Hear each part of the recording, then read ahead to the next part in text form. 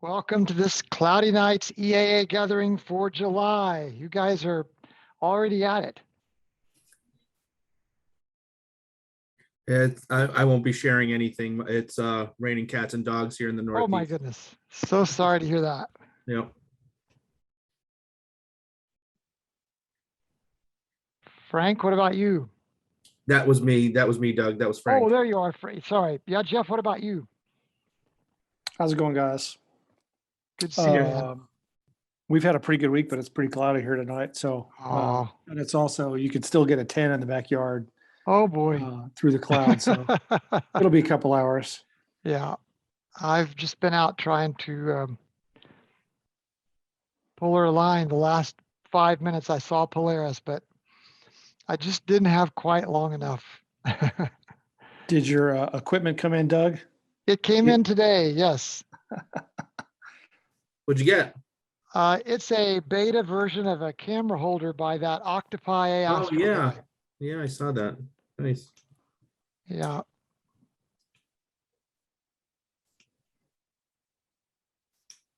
What is that's supposed to adjust for tilt and stuff?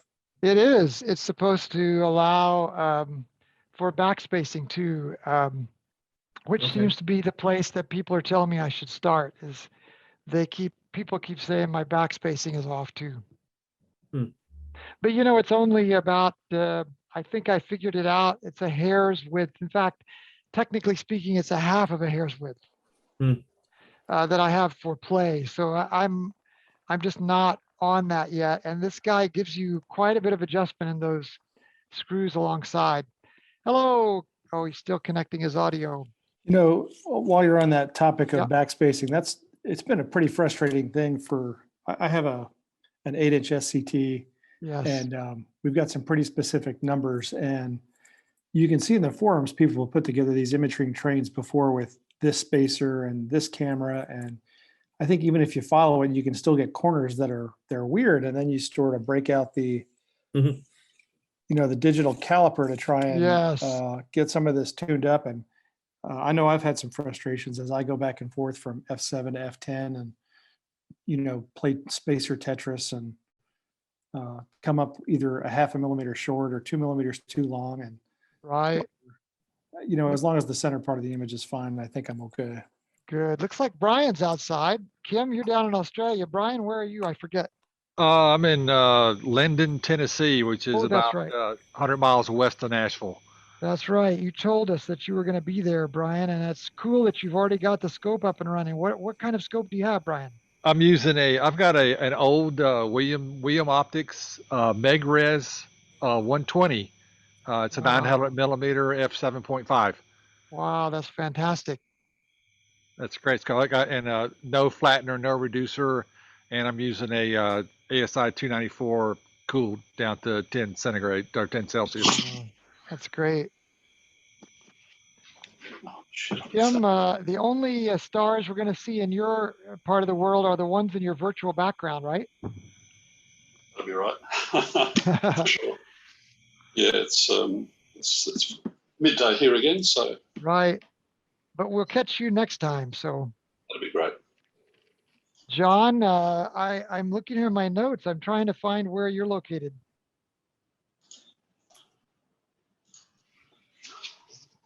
Or does that say? No, that's John Rogers. Yeah, John, are you muted? I can't find you and figure out where you're located.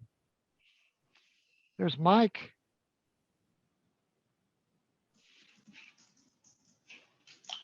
Say you're in Seattle, right? Yes, that's correct. I'm in Seattle. So you don't have darkness yet either. Yeah, darkness doesn't show up for another 3 hours for me. Oh, it's gonna be clear tonight, so I'm happy. Okay, that's good. Hey, Doug, can I ask you about the map behind you? Is that the EAA community on here on the Zoom meeting? That's a great idea. I wish we could. No, those are the countries where we have workers in our nonprofit. It's a great idea, though.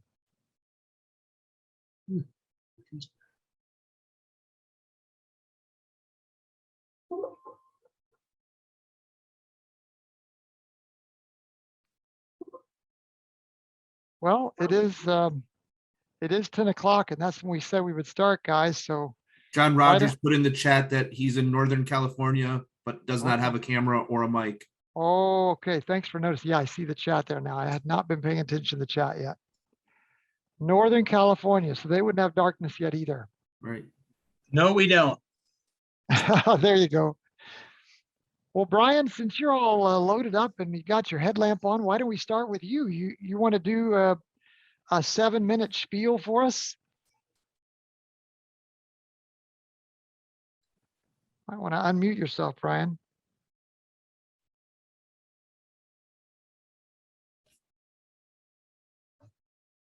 Is that better?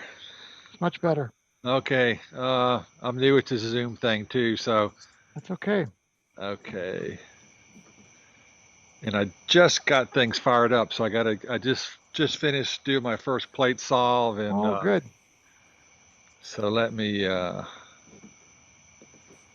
see if I can. Okay. So you want I'll share? You want me to go ahead and share my screen, or Yeah, please. yeah? Okay, we're gonna share SharpCap. Share. Okay. So I'm currently centered there on Vega. That's awesome. I did a focus with my bat mask, and I think I'm pretty close. I don't have an autofocuser or electronic focuser, so it's all manual. Yeah. And I was going to start working on the July challenge list. I'm not really sure what's up yet here. Let's see. Where Rise Transit. So that should be pretty close. Let's go with the Whale Galaxy here. Let me see if I can get it to slew that way. How long have you been doing this, brother? Not very long. Yeah, and that's going to be in the trees. Maybe, I don't know. Let's see. I've always been into astronomy. A little background on me. Okay, that's going to be good.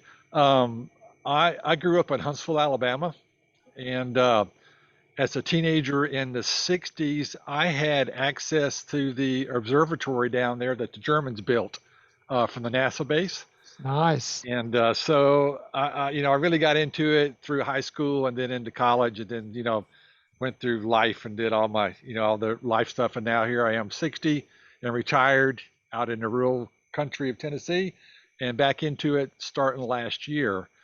I did primarily do a lot of visual initially with a Dobsonian 12-inch Dob, and just sort of got intrigued by the EAA stuff because I've always been a photographer too.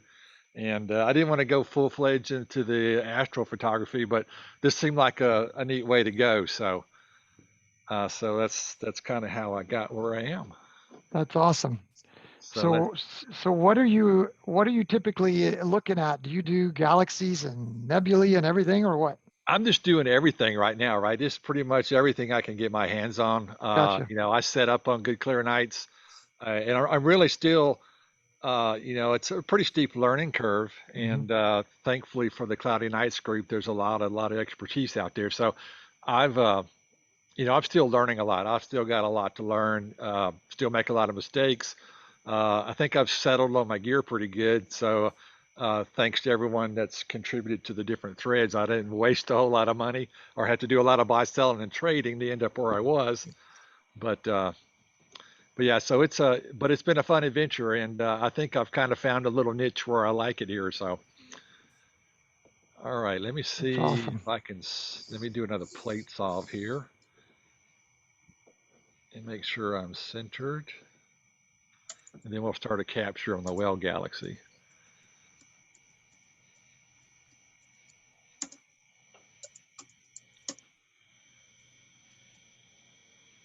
And it's really cool when everything works. Isn't that the truth? Yeah, I think I've got it all pretty much kind of figured out now. Most nights it all goes pretty smoothly. It seems to be going pretty smooth tonight. And there it's solving, and okay. All right, and so we'll start this off here. We'll go about probably 8 seconds. And I've got it, I'm going to back the gain down to about 450 here. 400, let's try. Turn this red light off. And let's start a live stack. Come on. Y'all still with me? We are. Still see my screen? Somebody asked what your Bortle rating was. I'm a 21.3, 21.4 usually on a good night. Mm, So it's pretty dark out here. nice. There we go. And I turn guiding off because I don't have a PhD running right now.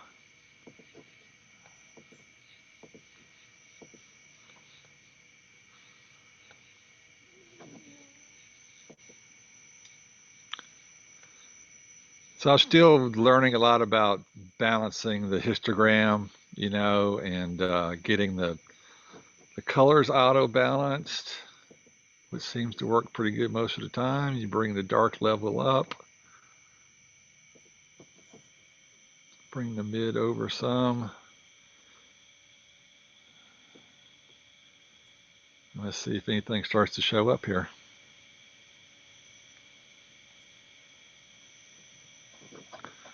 I'll zoom in just a little bit here.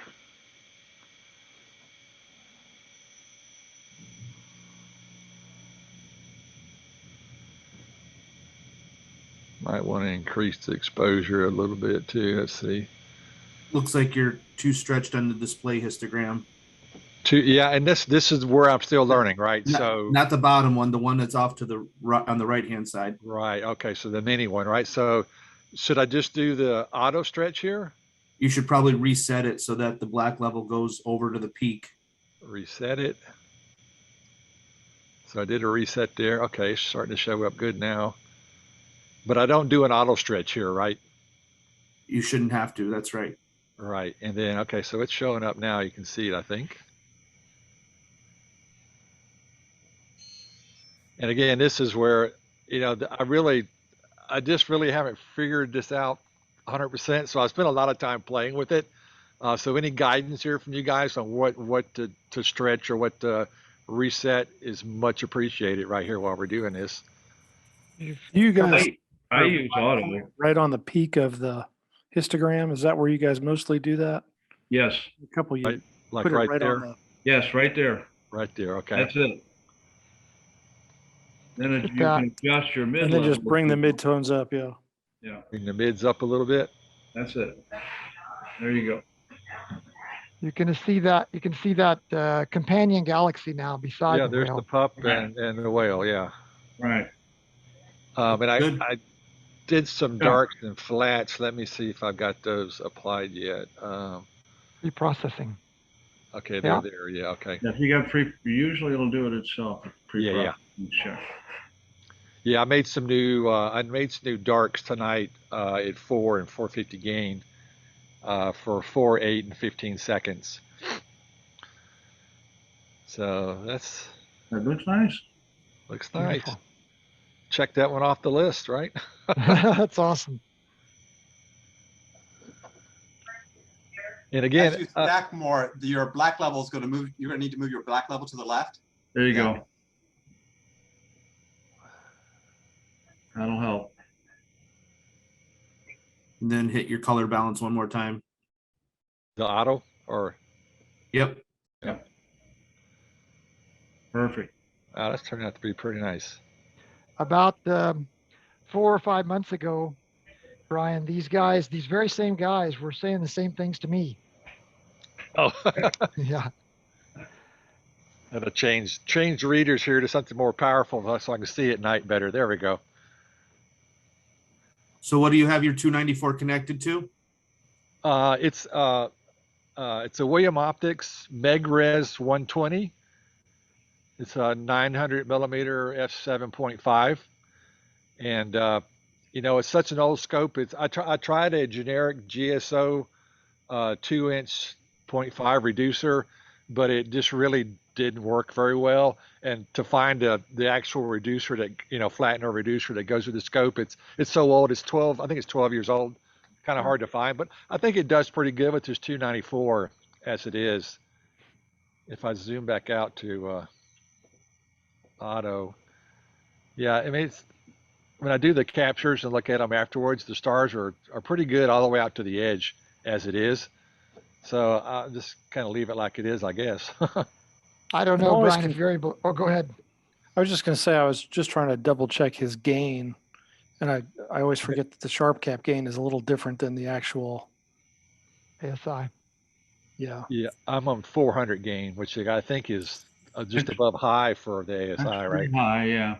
Yeah, the ASI is like 300 on high. I think 3, yeah. Even though 350 is really high for ASI, but Brian, I don't know if you can see the chat, but Frank was observing. I guess, Frank, you were saying that you thought that Brian had upper 90s. Is that in Tennessee? No, I should have said we here in the Northeast. Oh, I see. We were in the high 90s earlier, and then it just got it. Dropped like a rock with this rain. It's nice and cool here today. It's so right now it's 68 degrees. So I'm using a Pegasus power box, so it tells you the humidity and everything, which is pretty nice. I don't know if I can see that on the screen or not. Did it come up? I think I'm just sharing sharp cap, but yeah, so it's 68 degrees here right now, and it's already starting to get kind of dewy. I've got the dew heater running full blast. Jeff Horn was saying, Brian, in the chat panel, that every time he sees these Zoom calls and he sees guys like you running sharp cap, he says to himself, I gotta try that. But then he gets on his scope next time, and ASI Air just works so well for him, and he never gets around to it. Yeah, I've wanted to play with that because I like the idea of being completely wireless. Yeah. And what I've done, I'm going to eventually try to move inside at some point. I've got a 50-foot active USB 3 cable. And I've tested it out, so I can actually sit in my garage where there's no dew and it's not as damp, and still see the scope. I run it from outside, but that's down the road a little bit. I just got that to work on my end through my iPad, and now I can walk through my house with my iPad and do it. Yeah, the other thing I thought about doing is leaving the Windows laptop here by the scope, and just go inside and do a remote desktop from my Mac, and that works pretty good too. But I still like to see it move when I slew it, just to make sure everything is going where it's supposed to go, right? Yeah. Slide your black point over one more time. I'm sorry?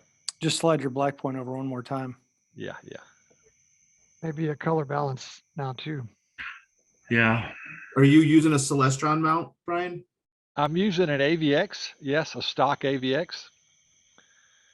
And it seems to be, I seem to have got a pretty good one. You know what we can do, Brian? Let's just leave your sharp cap there on the shared screen for a while, and let's you can just work quietly kind of in the background, and we'll use yours as our coffee table magazine. Let's go to Jeff Carpenter and say, Jeff, what are you working on recently? Well, not much. We're down in Arkansas visiting a relative, and I opted not to bring a scope, just because I don't know where I would go from here to view. So there's they've got a lot of trees around the house. So we could go down to the university or something, but I just didn't want to play with it at the moment. Right. Now, you're normally in St. Louis, aren't you? Correct. You've got a 6-inch, if we remember right. I have a 9 1/4. Oh yeah, that's the C90. Yeah, and then I put on top of that a 102. It's a Stellar View, older SVT doublet. Nice. So I run both of those, and of course I have reducers on both of those. I have the 0.7 on the 9 and 0.8. What's the part of the hobby that's stretching you recently, Jeff? I have just only due to a comment or conversation that you had started, I believe, on cloudy nights. I know it was you, concerning filters, and I believe it was the Angelfish Nebula, which I have not bothered to bring in focus yet, but I started messing around with the filters that I have. And I messed around with the Crescent Nebula the one night on a clear night here not too long ago, and was quite amazed at how much of that nebula I was able to bring out with the filter I did use. So Cool. I'm going to start experimenting with the filters, and probably move also into messing around with the darks and the flats, since I really haven't done too much of that. I was just really amazed at being able to bring something like the clusters and nebulas into view in the border skies that I'm at without leaving my house. So How long have you been working? How long have you been working on this? I just started a little over a year ago. I mean, I was just wanted to do the visual, and obviously because of my back, I'm not able to do too much visual. I can do a couple, and then it's just a lot of strain on my back. So it's a lot easier to work with the camera, and that's how I wound up getting into EAA. And so I've only been with it for about a year, and I just think it's pretty amazing. I have both the ASI, and I utilize Sharp Cap with a remote nuke at the scope, and I have a monitor out there usually just to get things set up and focus, and then I usually move inside. Cool. Everything from the inside. So I really enjoy that. So what's the best combination you have then? Is that your 9¼ inch, or I guess it depends on the object? It depends on the object and kind of what I want to do. I mean, I do have the what the heck is it? I can't think of it right this minute. 6 SE. I have an 8 SE. Okay. I no longer have any of the 6S. I did have a 6 SE, but I had sold that. Okay. So I have the 8 SE, but I'm looking to replace that with an 8 Edge. But I have the Sterizona. What do they make that goes on the front that makes it almost like a Rasa? The Hyperstar. Hyperstar, yeah.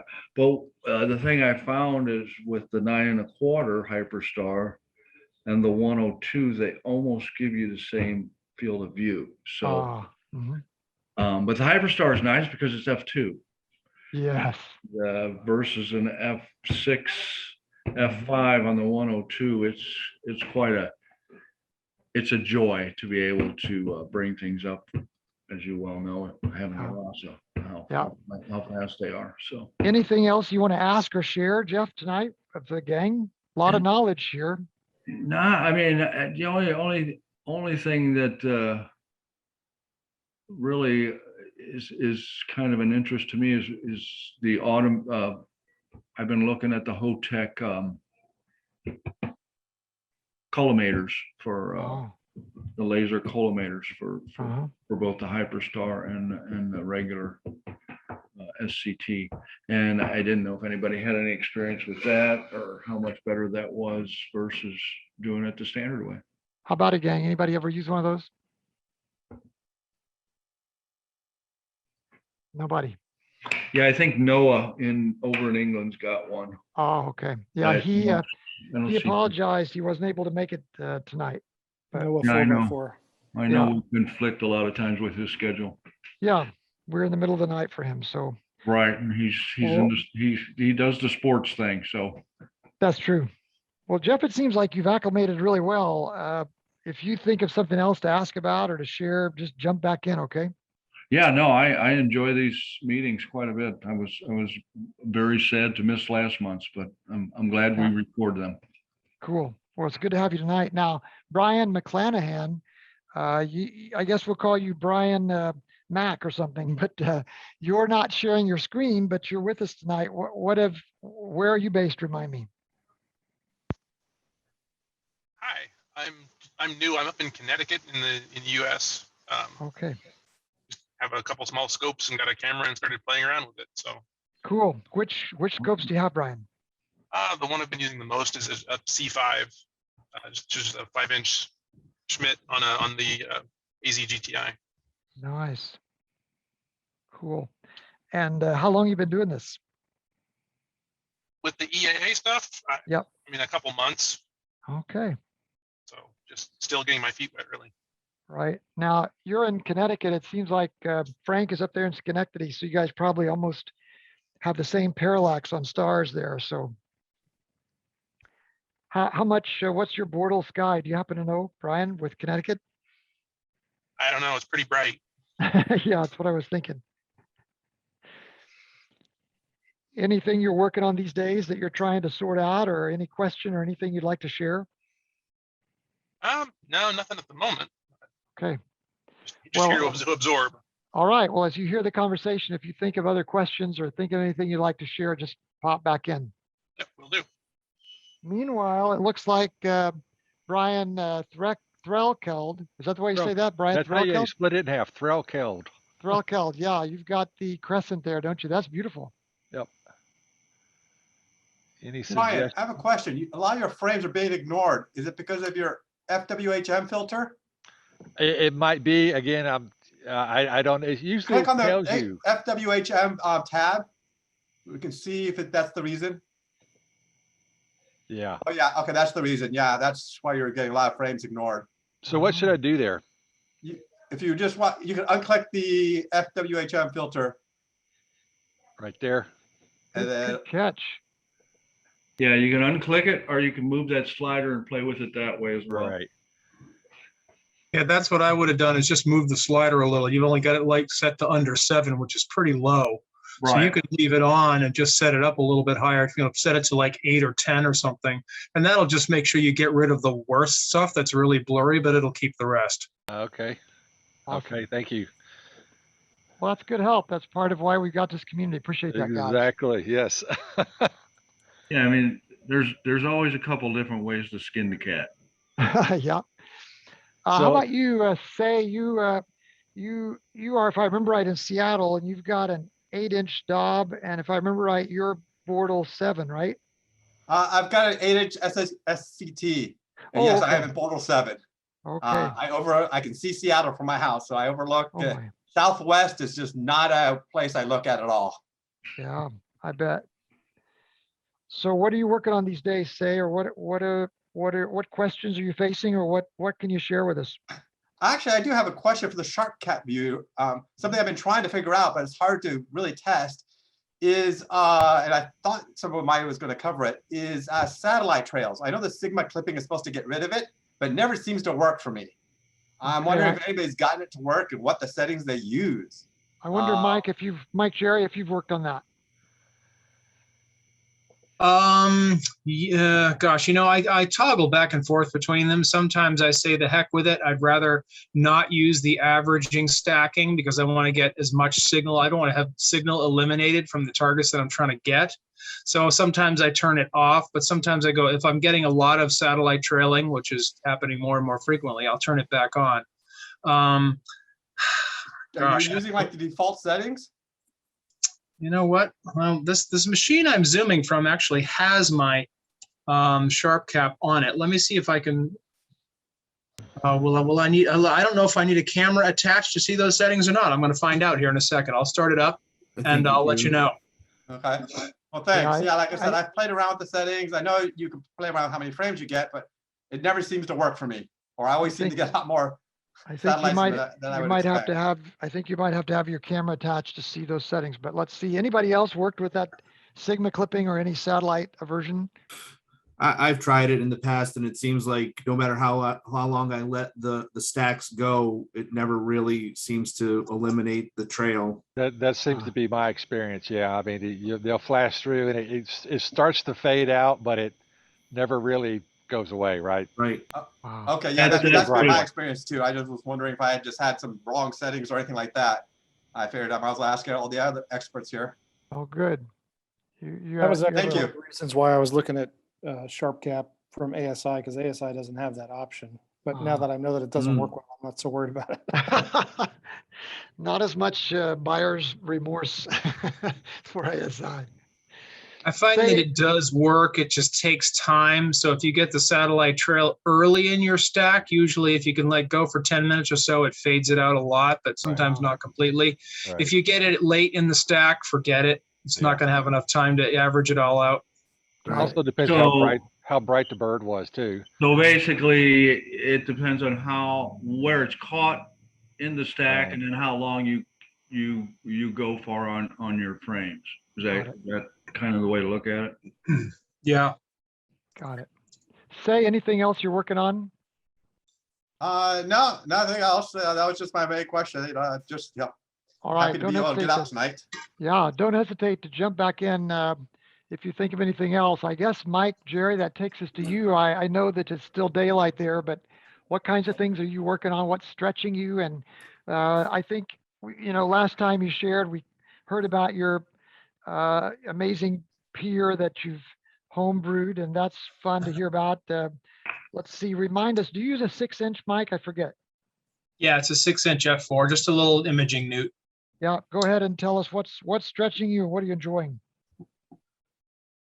Well, I just did a live stream last night, and of course, doing live streams is a constant stretch because there's always something going wrong. And if for any of you who have listened to it already, I went back and listened to it this morning, and my audio levels are barely audible. I don't know what happened. I wasn't muted. You can hear me, but my levels were just really low on my microphone. And all the levels looked fine last night, so I have no idea what's going on there. So, interesting challenge there. Who knows what that was about? Use OBS, OBS, Mike. Yeah. And the background music levels were fine. So in most places, the background music is drowning me out, which isn't necessarily terrible, but I'd still like to know why the heck my microphone isn't working right. But anyway. Do you glance at your VU meter, your bar graph when you're setting up? Oh yeah, and even during the presentation, I only broadcast at 720p, which is only a small portion of my screen, a percentage of it. And so any apps that I have full screened, like OBS, I can still see the bottom and right hand sides of. And so I'm actually looking at my meters as I'm broadcasting every here and there, and everything seemed to be normal. So anyway. You don't have like two mics, do you? I had the same problem at one point when we were doing a stream here for SLAS, and they had a problem hearing me. And the problem was I had two separate mics, the mic on the camera, and then I had set up a different mic, and it was using the mic on the camera, that's why it was causing the issue. But that could be the problem. I had to go in and tell it the other mic, and then it cleared it up. Yeah, OBS likes resetting that on me every once in a while. And last night, as always, I had to go into the properties and select the correct microphone, which I did. And it all seemed to be responding fine from there on out. And it didn't seem to be that I was using an unexpected microphone, because I was able to mute my microphone in and out, and the muting worked. So it wasn't like I was suddenly using the laptop mic. So I don't know. It was anyway, a great mystery. So yes, that for me is always that's what I guess what's pushing me most is just figuring out how to continue to do these streams and to tackle the problems that come up as they do, because they almost constantly do. Rarely am I bored doing one of these live streams, and so not a whole lot new going on necessarily. Biggest challenge for me probably is just figuring out what I'm going to show at the next live stream. And it's nice having the Cloudy Nights monthly challenges, because then I get one free pass every month where I know what I'm going to show. So yeah, that's kind of nice to be able to do that. Cool. Well, you've kind of you've gotten into a rhythm now, haven't you, Mike? It's pretty easy for you, actually, isn't it? Yeah, it's well, like I said, it's always a challenge. There's always moving parts that are going wrong. There's so many moving parts involved in it. So as comfortable as you can get with it after doing 25 or 30 of these, I'm there, but you still have 17 plates in the air the whole time. And so you're usually not bored. But yes, at this point, I'm not like all keyed up beforehand anymore. It's just, Right. it's I've settled into a routine that works pretty well. I have my protocols and my procedures all set up that work really well until I run into problems, and then of course all bets are off. Yeah. But it's it does get easier, just not necessarily less challenging. Got it. Well, don't hesitate to jump back in, Mike, if you think of something else. Let's go to Frank. I know you don't have a scope set up, do you, Frank? Frank Rossetti? Said it was raining there, right? I do not have a scope set up. The last time I had it out there was back on the 24th. And I did a few deep space objects, and I even set it up to do my first planetary image that I've ever taken. I have an ASI 224, which is a high-speed camera for doing planetary imaging. So I got my first shot of Jupiter for the year. Please tell us a little bit more about that, because I was actually just researching that today. So using fire capture, not sharp cap and not ASI, I'm using fire capture to obtain you snag like a 3 or 4 minute video at about 100 to 120 frames per second of Jupiter, and then run it through Auto Stacker, which grades the frames, the individual frames. You take about 3,000 to 4,000 frames in that time span at that rate, and it grades them, and then you set a threshold where you want to only stack the best 10 to 20%, let's say, and then it takes those and layers them for you, and you get a very blurry image of Jupiter or whatever planet you're imaging, and then you have to run it through a Registax, which is the processing tool that then applies wavelets and sharpens the image as best as it can. I didn't have great, I had some clouds and Jupiter's still pretty low. Wasn't more than 20 or I think around 25 to 30 degrees high. So it was, just after, it was like 1 o'clock in the 1 o'clock after midnight. And I got my first image, and I even got one of its moons. So I was pretty proud of that. That's cool. Super. I can share that if you want. Just show you a quick snag of it, and then we can go back to. Yeah. Brian, I guess if you want to drop your. No, that's okay. Let him keep that. Oh. No, he's got a nice cluster going there, but. Oh, you want to go back? Okay. No, yeah. Go ahead, Frank. See if I can share. So there's my Jupiter, and Io is right out here. Oh, you can't see yet. Hold on. Now you can see. Oh, nice. Oh my goodness. That's awesome, beautiful. Frank. It's not the great, the conditions weren't great. I'm no Damien Peach. Dude, that's awesome. But yeah, that's my first planetary image. Look at the colors. Look at the colors on Jupiter. Yeah, the great red spots right there. Right. Very good. And you could almost see some blue. I guess are those like a cloud band or something? Yeah. So if you image Jupiter using a monochrome camera and filters, you can really bring out the methane bands. A lot of guys use methane filters, which really tend to bring out the blues. So yeah, there's several blue bands, and then the darker reds and browns, in addition to the red spot, which I guess in our lifetime has already diminished in intensity to the orange, to the big orange spot now. Right. In addition to the Jupiter image, I did snag the Hercules cluster and the Whirlpool galaxy. These were taken with an F6.3 reducer. I did not have the Hyperstar hooked up that night. Nice. Wow, that's cool. It's beautiful. How long is that exposure, you think? The Whirlpool one is quite long. I want to say between 10 and 15 minutes. So long on the long end for EAA. But the globular cluster here, the Hercules cluster did probably 3 to 4 minutes. Beautiful. That's just haunting. That picture of M51 there is it's just haunting the way. Yeah, I wanted this one to go a little bit longer just so it could pick up some of those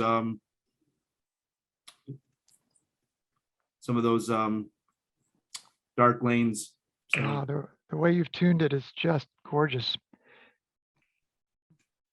Frank, anything else, or anybody have a question for Frank? stop sharing. It's beautiful. Well, thanks, Frank. If you think of anything else you'd like to share, just jump back in, and we're glad to have you from all the way up in Schenectady there. Thanks, Doug. I don't know. It seems like Curtis, I don't think you made the last meeting, or maybe you popped in for a minute. Hey, guys. What's happening in your world? Yeah, I was here last time, but Okay. it's a bit cloudy here. But I got something to share. I have Oh, please. what I use in terms of like a second monitor Uh-huh. when you're out in the field. I know, like I use a laptop all the time, and Right. I have to kind of go places because I don't. Let's see. Let me turn off that virtual background because it's going to none. There we go. Okay. So so basically, this is a external monitor. It's an Asus. It's has a built-in battery and has this kind of cover. It folds up, and the screen can sit on the table like that, and it just plugs right into my laptop. Now this is a 17-inch. Like I said, it has a built-in battery, so it doesn't take the battery from my laptop to run it. I like it a lot, but the kit I got also includes this stand where it has a little thing I could plop on there, and it can actually stand above my laptop. So if I want to place it that way, it doesn't have to be side to side. But I found it's much easier to have a second screen when I'm out there. Now, when I was looking for this, I was hoping to that they would have OLED screens out there, and I did find one, but it was by Asus as well, but it was like a 23-inch, and it was kind of big for what I want to do, and also it was like thousands of dollars. I don't know, it just wasn't worth it. So this one, I got it with the laptop bag and all the accessories. It comes with not a laptop bag, but actually a bag and all these other things. So it was $600. So it's quite expensive because it's meant for gaming. It's like a really high refresh. Yes. But I really got it because it had the bag, it had the stand. I wanted all that functionality. But if you guys go to Amazon, you'll find like different external screens. The thing you got to watch out for is that if it has a built-in battery or not. This one has a pretty big built-in battery. It lasts quite a while, especially when I turn down the brightness. It's a nice IPS monitor. It's not OLED, but whatever. But yeah, that's what I've been using for my second screen. I thought I shared that because I know awesome. Doing this stuff in broadcasting, sometimes having that second screen just makes a huge difference. Right. That's actually a good price since it's almost computer-like, isn't it? Yeah. And actually, you can plug in a phone. You can plug in lots of different things. It has a mini HDMI and a USB-C plug, and of course a charging plug. So you can actually charge it while you use it. It's and it also has I was going to say it's a lot it has more than speakers just built in as well. Yeah, it's a lot more than just a simple monitor. Yes, yeah, it includes the battery, so it runs itself. The other thing I'm working on, and actually I just emailed tonight, is if you guys are familiar with nightskiesnetwork.com and George Sardina. Well, so he's talking about doing some changes to the site, kind of making it better, because as if you guys have gotten on there, you probably noticed we have audio issues for those of us that use it. So yeah, I was just writing up a requirement document for somebody to do some upgrades to it. So we'll see how that goes. Nice. So, well, thanks for working on that on behalf of everybody. Now that I hear you talking about that, you are also looking into renting a pier somewhere, weren't you? Yeah, that's right. I the problem I have is being able to get out and set up equipment and not having the time. So I was looking at some places where they have, they do this kind of thing for astrophotographers. And for me, I really would prefer telescopes that are set up for more EAA. So meaning it would probably be faster focal length. Yeah. And maybe different cameras and different types of things. Like I'm not worried about having hours long runs of data gathering, or even tens of minutes. For me, it'd be more, just straight EAA. So, yeah, I'm still looking into that and trying to see if there's guys that want to join in. Cool. Well, it's awesome. Curtis, you always seem to stretch us. If you think of anything else that you've got going on, don't hesitate to jump back in. Let's see, have we heard from you yet, John Rogers? What's going on in your world, John?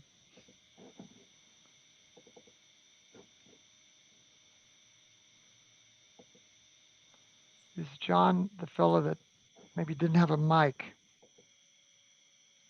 Oh, he's doing different things. Not sure. Yeah, might not have a mic. Real quick, can I mention? As this new site is going to get up and running, we're probably going to want testing. So if anybody has one of those ASI, those little computer, I forget what they call them, those little red computers. ASI Air Pro. Yeah, the Air Pro. Get in contact with me because I'm interested. What we're trying to implement is something that's fully web-based for NSN. So if somebody has an Air Pro, I'd be interested to see how much load that puts. If you can broadcast directly using your Air Pro. There you go, Jeff. They're going to put you in the movies. They're going to put you in the movies, Jeff. I'm ready. Put me in. So yeah, you should have my contact through this. So yeah, okay, just let me know, Jeff. That's awesome. John Rogers, I don't think you have a mic, but you were saying that you were imaging Jupiter last night. Remind us, John, I can't remember what your scope is. I think you're going to have to type that in. It's kind of like we're messaging on Mars. We have to wait for the message to come back from the spacecraft. A 12-inch LX200. Wow. And where are you working from, John? Remind us, what's your observing home base town? And it has to bounce out to Mars and bounce back.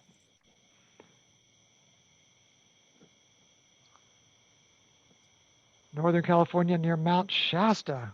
Okay. Boy, that's probably a darker sky site, right? It's too bad you don't have a mic. Bortle 2, yeah, that's good. All right. Well, is there anything that you want to type out to us? Any kind of thing that's stretching you or anything you've been working on?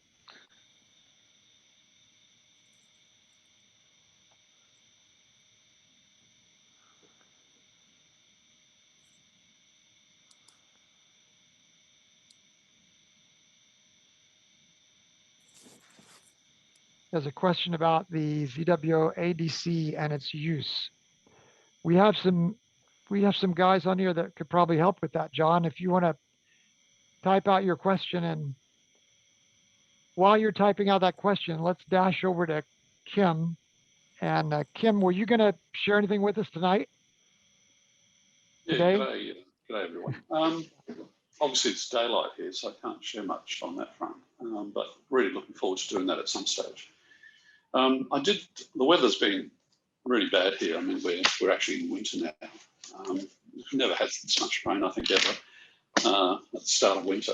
But I did manage to get out one evening when we had one clear night. The club I'm involved in recently acquired a Takahashi 90mm scope, Sky 90, which is a very nice refractor. But it also acquired a HEQ5 mount that hadn't been used for quite a while. So I was really keen to put it out there and test it under the stars, see if I've got any, see how the images are coming up using the ASI Air Pro. So I took some images. I'm happy to share those if you like. And just to give you a quick go for it. idea of what I took, but I was pretty happy with the performance. This is actually might go, you can probably see that okay, I hope. That's just a globular star cluster, 6752. I think it's in Parvo memory. So the corners came up, the image came up quite nice. This is just, these have not been processed. These are straight off the ASI Air. And it was used with an 80mm refractor. Someone else mentioned they had an old William Optics. This one I bought in 2009 as well. And it's an 80mm, and luckily I bought the platinum and reducer with it at the time, because yeah, it's hard to get those. Anyhow, it still performs well. This is the Prawn Nebula, which again I took a few minutes later. That was more or less directly above in Scorpius, and that came up quite nice as well. This is just live stacking using the ASI Air Pro on an iPad. When I'm sitting inside, it's all beamed across wirelessly. And that's certainly one of the challenges, Curtis, if you're going to use it remotely. One of the challenges is the iPad actually needs a fair amount of data to be sent to it.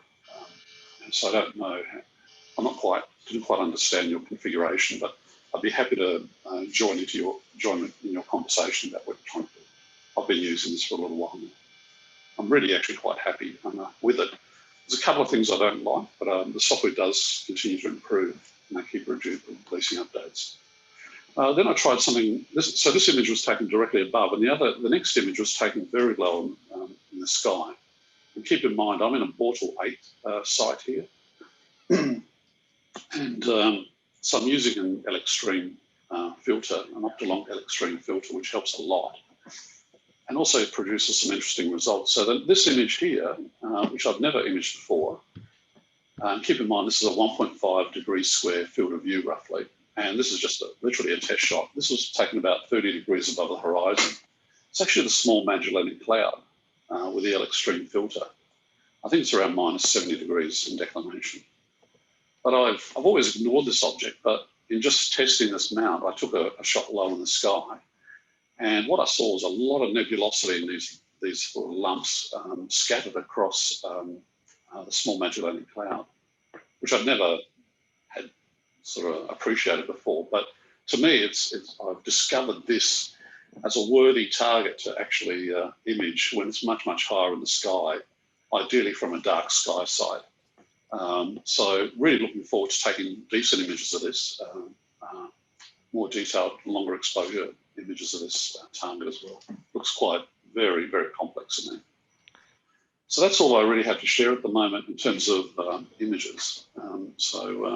Beautiful. Happy to take any questions if anyone wants to ask anything. Whenever you share with us also, we get this lens to the part of the world we can never see. So it's always good to have you share that. I was just thinking the same thing. Nice southern sky. Yeah. Yep, nice southern sky. I don't know if you said it already or not, Kim, but in your image, can you explain to us, there are these kind of parts that are almost cloud-like that are round. I've never looked at this section of the sky either. Are those actually like excuse me, cloud-like, right? They're nebulae. This is a galaxy about 200,000 light years away. It's one of our companion galaxies to the Milky Way.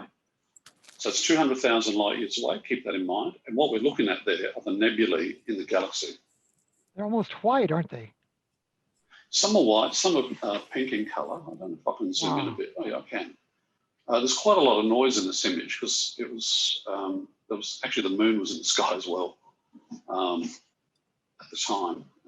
But yeah, you can see there's quite a lot of complexity in the image. How long of a capture was this, Kim? That's really nice. Thank you. And if you have a look at Wikipedia and look up the Small Magellanic Cloud, there's an image of it there, I think taken more with a visual, maybe a UV IR block filter. But this was taken through H-alpha 03 in the Electron filter. So I think this will come up really nice just with a live stack. So I'm really looking forward to imaging that. And it was a bit of a discovery for me. I mean, one thing I really enjoy about the ASI Air and sitting inside is that you can just explore the sky here and there very easily, very quickly, in comfort, and then discover things and then revisit them to image them properly, perhaps. So yeah, I was quite happy with that.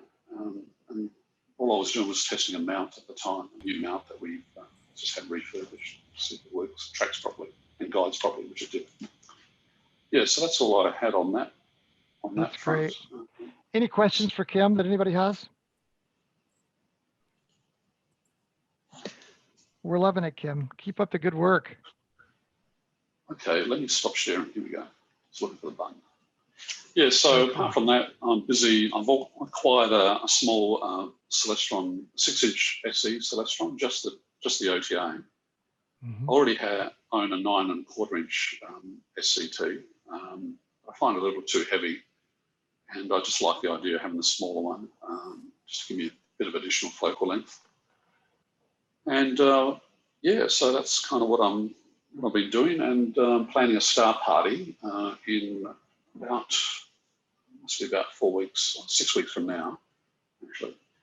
So we're inviting the public along to that.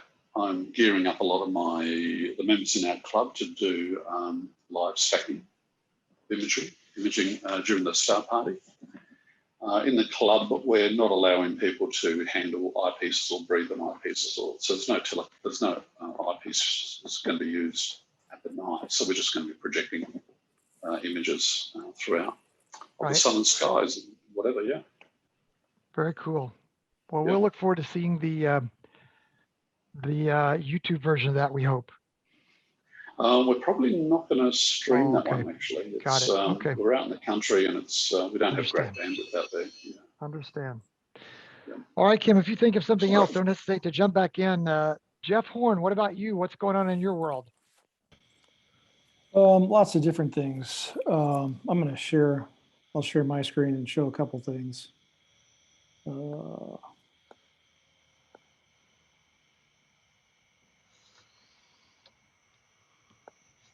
So I put the Hyperstar back on my 8-inch SCT with a ITIS NBZ filter, and I think Frank, has this similar setup. But I've really been impressed with that system. Just scrolling through a couple of, can everybody hear me? Yes. Just scrolling through a couple of the targets, Elephant Trunk, Eagle, Omega.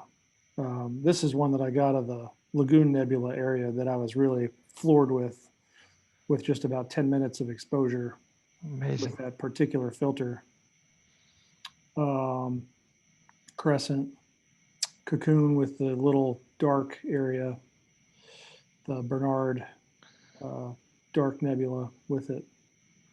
So this has been a very fun thing to play with.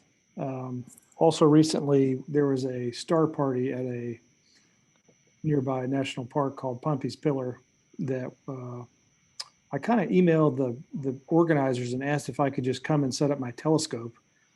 And they said that they would love to have me. They were going to have an astrophotography guy there, and he wound up not showing up. So I became the EAA astrophotography guy. And it was a nice setup because we had the professors with the visual telescope, and we were comparing that directly with a similar sized SCT, but just on EAA.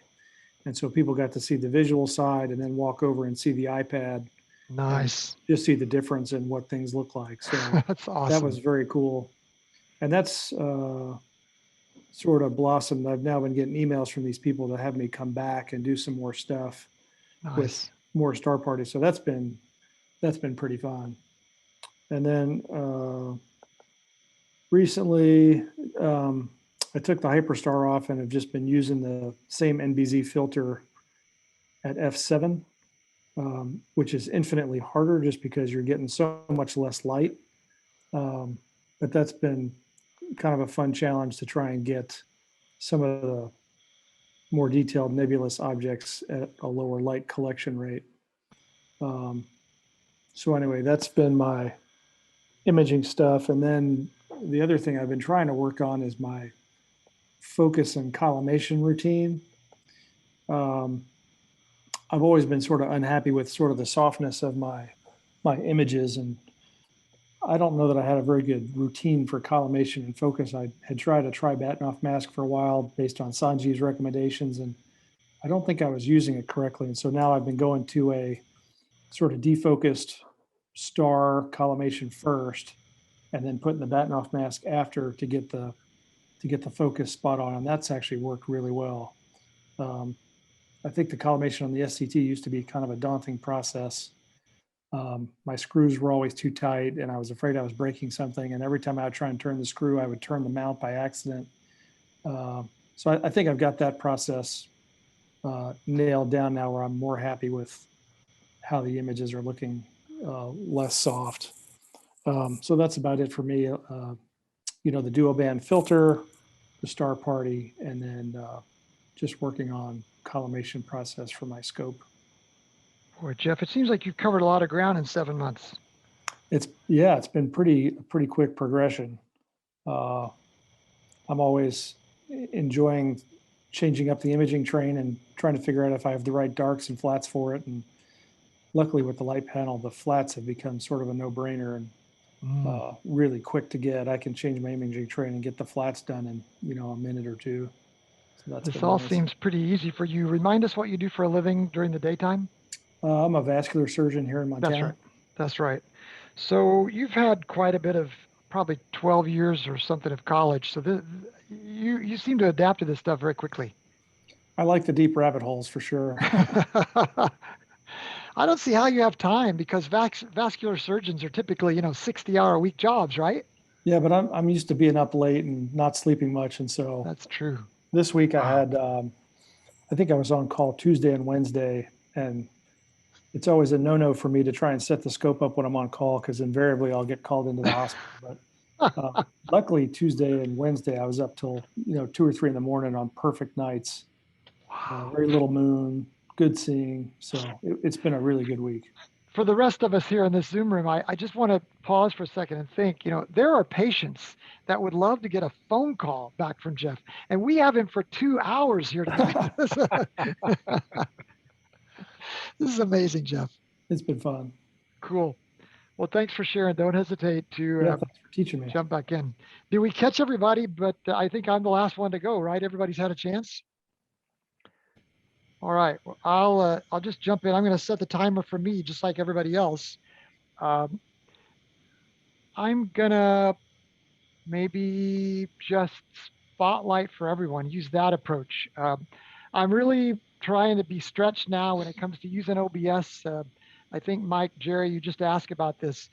What I've done in OBS then is overlaid the image of my webcam, because you can set up an image of your webcam as a scene in OBS, and then on your scene for your broadcast, you can also choose to have another inlet of that scene overlaid over the top of the second scene of your first scene. So that's what we're looking at here. My camera view, the webcam view, is arranged here in the corner of the second scene. So that's kind of a fun thing that's been stretching me to try to learn a little bit more about OBS. We're looking at a live shot of, the polar region.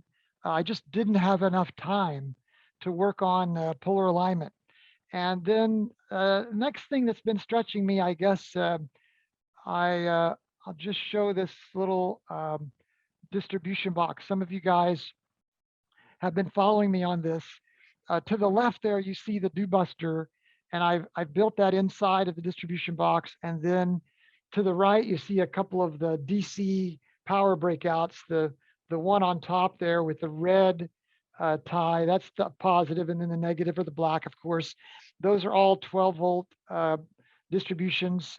And then the little cigarette lighter adapter, that's just where I didn't want to cut the tail end off of my Dewbuster just because I couldn't quite bring myself to ruin it. And then that's all mounted on top of this Icron USB Raven, the 3104, that maybe if you've seen me talk about that on Cloudy Nights, I know a lot of guys have been, disrespecting it. And they're all, basically, I think with deep respect to them, they're all going on some kind of rumor, because this is an amazing piece of equipment. It allows you to have 4 USB connections at your scope that are configurable live real time to be USB 3 or USB 2. And then there's a companion version. This is the remote side of the Raven. And then there's another local version of the Raven that's the same size, and it translates it back into a single USB 3. And then it's acting then as a breakout box for you here on the scope. So that entire scope side box, then I have been able to set up on my, see if I can sort of scrub through this to kind of give you a little bit of a picture. This is when I was talking about, kind of a kit that I'm running through on a broadcast. I thought I could scrub through it a little faster. So obviously you don't have to watch the whole thing. Ah, there it is. I'll scrub through to so that's me setting up and kind of just sort of like a real time walking through the night. And then I get, oh, this is the part of the box that sits under the scope. And you can see there's a mean well 12 volt, and then there's you can't quite see it, my hand is obscuring the 24 volt mean well, which runs the power for the Raven. It unfortunately takes 24 volts, so I had to do a separate transformer for that. And then I'm showing how that I had to first of all connect locally so I can work on things at the scope with a short Cat7 cable, and that's the power supply for the local Raven that you take into the control room with you. So then I work on things and get everything figured out. This is where the box is mounted on top of the scope, so it rides on the rail on top of the scope. And then here I am, you know, kind of working on things like focus and polar alignment, stuff like that you have to do at the scope. And then once you get all that stuff done, your focus and your polar alignment, then you just grab your local box, unhook it, walk inside, and then now you're at your control room inside, and see how that little box there to my left is the local side. And there you see I'm using an HDMI to project up to that screen on the wall. And then, you know, like I've got the USB 3 from the primary camera and the USB 3 from the guide camera, as well as the USB 2 from the mount and the USB 2 from the focuser. And they're all coming in on one cable, which can be up to 100 meters. And I really like this approach because I just think it's simpler to have one computer, and I can have all the software I want. I don't have to have software on two machines. So I'm kind of liking that setup a lot. It's still brand new to me to try to use it. And then the most recent thing I've been working on is this. Let's see. How do I try to show you that? There we go.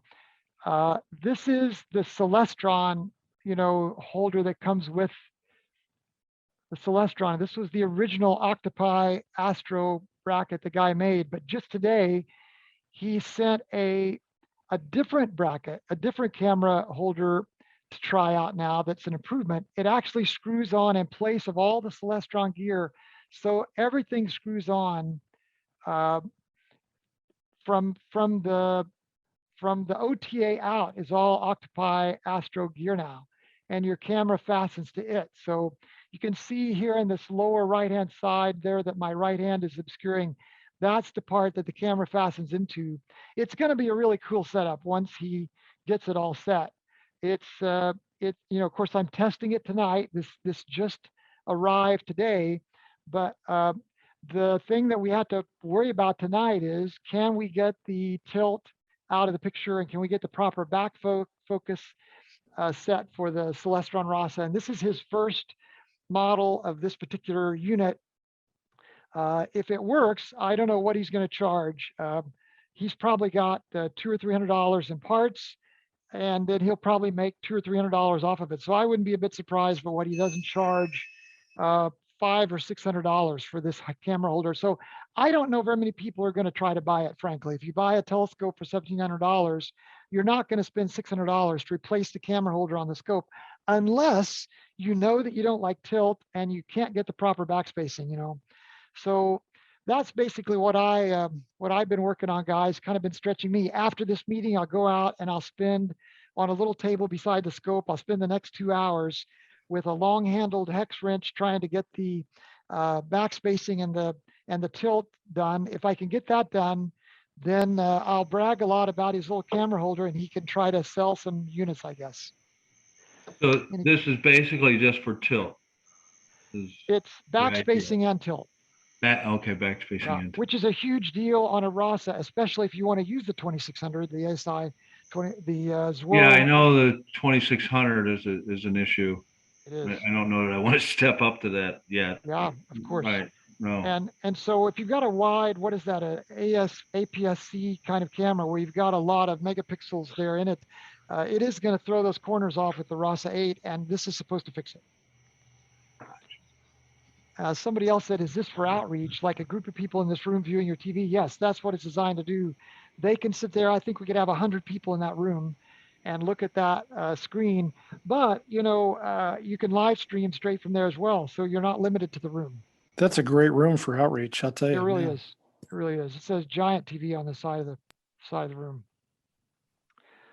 Doug, can you, you lost me at the electrical engineering part, but tell me what the Icon Raven is for. I haven't Okay. followed that part. Yeah, the Icon Raven 3104 is designed to try to help you have a USB 3 source and a USB 2 source at your scope travel along a longer distance. Most of the time, these active USB cables are typically 25 feet or at the most maybe 50 feet.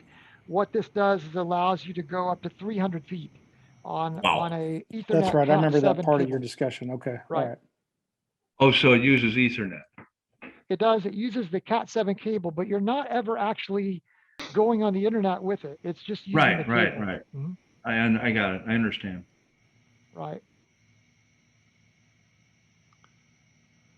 Well, that tilt is going to be mighty fun. It is. It's the kind of thing that we're gonna probably be here for a couple of hours tonight, and we'll see if we can get it working. Do you get the sense that the this tilt plate is like collimation to where once you set it, you'll have to periodically check it every month or so, or? He says it should stay, but of course I've never worked with this guy before. His name is Keith, and he basically runs this small business called Octopi Astro. He says, no, once you set it, you should be able to completely remove that entire camera holder and camera and all. And next time you can put it back on the scope and it'll be exactly like you left it, he thinks. Oh, perfect.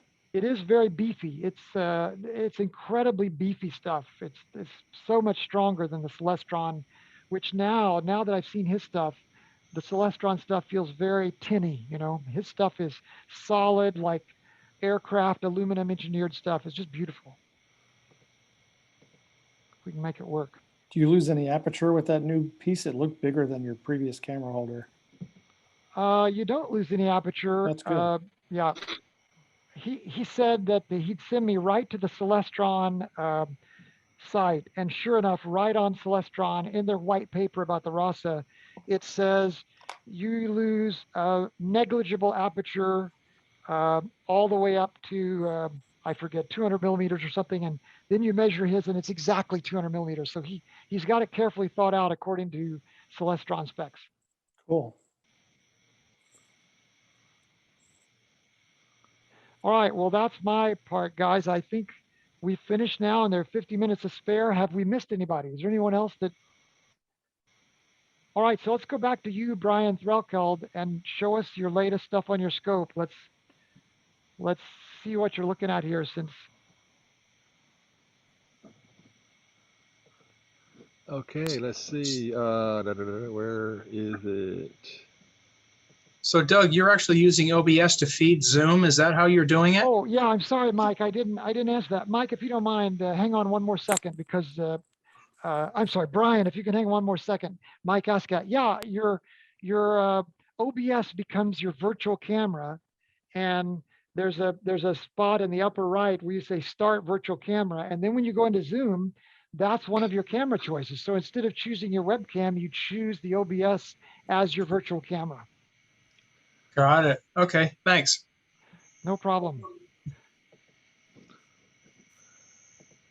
It is really worth researching that because it definitely, for live streaming now, it definitely is going to add a new dynamic. So this is NGC 5394 Galaxy that's on the July challenge. And I've had this running for a little while. I'd be open to any input on how to adjust this histogram to get rid of some of this green.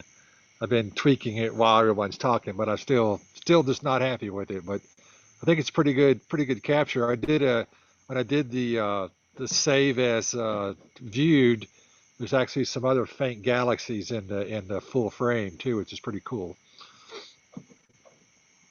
Well, the first question we've got, Brian, is: are you running a filter on your scope right now? So I have a IR cut, and that's all I have right now. But I have an LX Stream on the way that I bought from a guy online today, actually, over in Cookeville, Tennessee. So should have that next week. But so yeah, just an IR cut right now is all. So has your color been aligned with the little lightning bolt under the red slider? Is that did you use the auto color balance? I did, and then I was kind of tweaking it to kind of. I see. I've always thought you're supposed to have these peaks aligned, right, Yes, as best you can. So as best you can. if I hit auto, well, didn't move it right. Sometimes it So doesn't. Sharp Cap will do its best to align them all, but Uh-huh. it can only do so much. Right. It looks like from the looks of the smaller histogram that's on the right hand side, your blue is off, is being clipped, which is why everything there's no blue peak to align Right. in the larger histogram window, which is why everything's kind of got a green cast to it. I wonder if you want to reset that display histogram one more time. The small one. Yes. Yeah, hit the auto. That one looks like it is reset. Okay. It just looks like his blue is being I clipped. see. So now I wonder if So should I manipulate the blue here? I don't ever do that. Do you guys? You could. See you say. It seems like you could help this green color by bringing up the red a little bit, but it's ever so slightly, and bringing down the green. If you inch down the green just ever so slightly and then bring up the red, I bet that would be less green.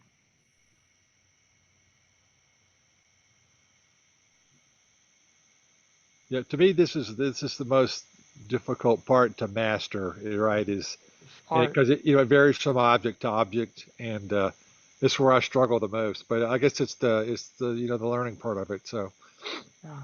Yeah, just basically playing with those sliders is when I get into a situation like this. Yeah. I would Figure just out move. which one's going to take your green out, and then it's usually you're gonna find it's going to be a very sweet spot, and that's where it's very touchy Right. at that point. Then I would move your green down a little and you're just manually Right. there. and move the black a little bit, maybe. As long as Yeah, you mine don't- doesn't have I'd keep color the- I'd balance keep That's or the mid-level. Galaxy. I'm sorry. I was just saying it's nice to watch this because I don't have mid-level adjustments or color balancing. So Ah. So I'm always curious too. The white level over here at the far right. Is it? Do people tweak that, or do you usually leave it, or? I play with it. I bring it over until it doesn't quite touch any of the other, like right there. And then Yeah. I'll stop right there and I play with it, but I can't tell that it makes that much difference. Can you guys? I typically leave it all the way to the right. Yeah, it doesn't seem to make any difference to bring it over. So Yeah. that's probably good advice. You can see a faint bit of structure in that Yes, connected sure can. galaxy there. Yep. beautiful. Wonder what You'll happens if notice you, that white, if there's a lot of stars in the area, you'll bring out more of the stars if you move it Okay. over and move it back over to the right to bring out less. oh, okay. Glad you said that. I'm gonna save that as exactly as seen, Mhm. and then let's see if I can show you how that looks in the actual file. So do you see this now instead of my sharp cap? I think I have to No. change No, you that. probably have to move it over to this. Let's see, where we go. Yeah, there. Oh yeah. Yes. There you go. Yeah, so there's a couple of small faint Yes. fuzzies. hmm Mm-hmm. Overall, pretty good image. I mean, for a raw beginner, I think. Oh, Yes. yeah. Looks Oh, great. for sure. Fantastic. Hey, Brian, what mortal sky are you under? So I'm, it's a 4, roughly 4. With a meter, I get 21.3, 21.35 on average on a moonless night. So it's not too bad. You can see the Milky Way real good, pretty good structure in it, pretty much horizon to horizon. So pretty dark. Well, you did mention you've purchased an L-Extreme filter. Yes. And I assume you know it won't help a lot on galaxies, although it does bring out the emission nebulae in the spiral arms of galaxies quite nicely, and you end up with these pink arms. Right. I was, it's summertime here in North America's nebula season, right? So I was really hoping to see some enhancement in things like, North America and Lagoon and Trifid and the Veil and the. Yeah, they look spectacular. Things look very different. That'll work great. Yeah. So I was hoping to. Galaxies, I never expected to use it on a galaxy, but when I did, I just for the heck of it, the spiral arms really jumped out in terms of the nebulae in the arms of those. But so it's something you can play around as well. Go back to sharp cap here. Okay. Okay. I got a question. Does it change anything if you use the auto white balance on the display histogram on the right? Just... This one right here? I know below there. The little lightning bolt. Remember the little histogram that's on the right? Yeah, there. Oh, this one. So auto stretch it?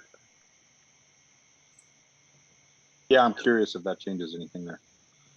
Typically, you get double stretching going on. Yeah, like that. Yeah, it's gonna. Yeah, double stretching messes it up pretty badly. No, you want to leave that reset.